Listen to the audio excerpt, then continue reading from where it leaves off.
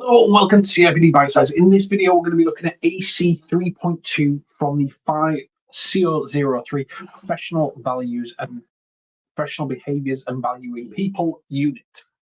We're on task 2, so we no longer work an exabyte. This is all about you. It's about your reflections, your development, your training. It's all about you, right? So let's go straight into it. 3.2, with reference to your reflections from question 7 and your research from question 8, so the last 2 questions of task 2, assess your current strengths, weaknesses, and development areas in relation to people practice. Now, you've got 212.5 words. Don't have a lot. And there's 3 actions here: your strengths, your weaknesses, your development areas in relation to people practice. So what do you feel confident in? What do you feel you need to develop more? And what do you feel you're weak in? No references or citations are needed for this.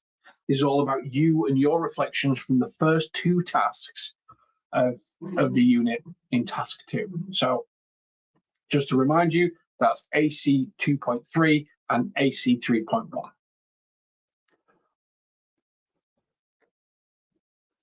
It's tricky on the word count, but again, there's no references, there's no citations, there's no external reading. This is about your reflections. This is about you. This is about you ensuring that you communicate what it is you think you need to develop and what it is you feel you're strong at.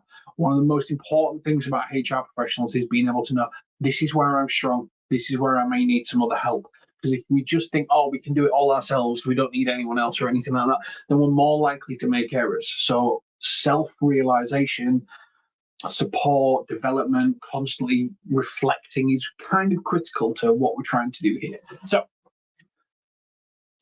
let's go to the answer part. Assess your, so the verb is assess.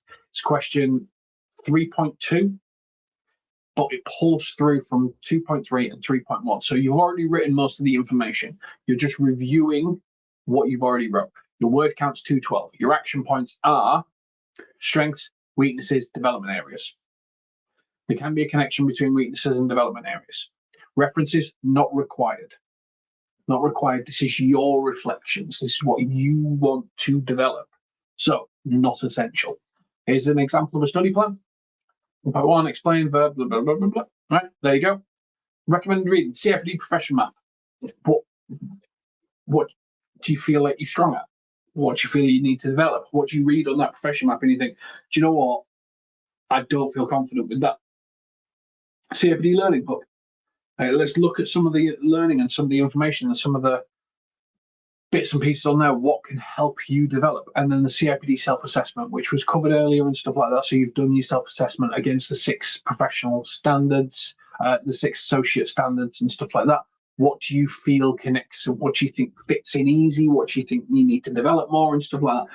That's what I would recommend with the sort of the reading from this perspective.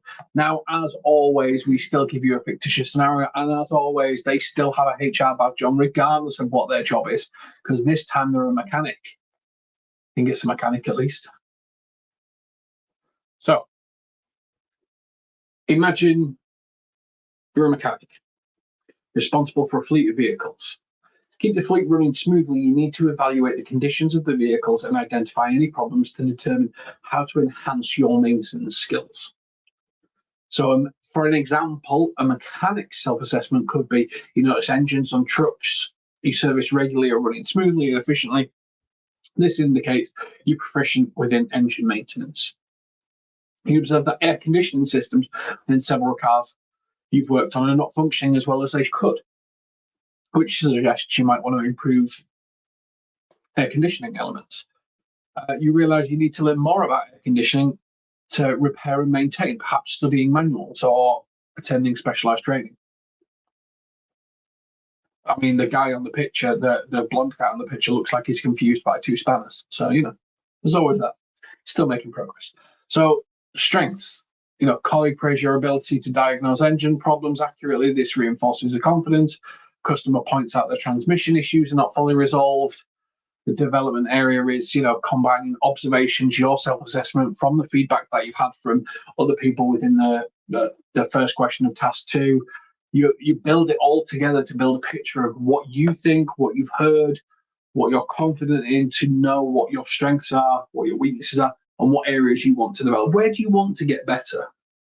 And not, the classic you see in the business is, where do you want to get better? And everyone goes, oh, I want to be a manager and stuff like that. That's not necessarily where you want to get better at that moment in time. That may be where you want to get to, but what areas within do you need to improve on?